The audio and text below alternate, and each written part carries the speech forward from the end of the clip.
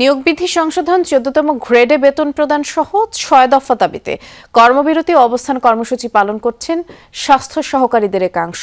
সকালে স্বাস্থ্য অধিদপ্তরের সামনে এই কর্মসূচি পালন করেন তারা। আন্দোলনকারীরা বলেন, স্বাস্থ্য সহকারীদের টেকনিক্যাল পদমর্যাদা প্রদান, শিক্ষাগত যোগ্যতা স্নাতক বা সমমান করার সহ ৬ দফা দাবিতে গত ২৯ নভেম্বর থেকে কর্মবিরতি পালন করে আসছেন তারা। তবে এখন পর্যন্ত সংশ্লিষ্ট কর্তৃপক্ষের পক্ষ থেকে কোনো আশ্বাস আসেনি।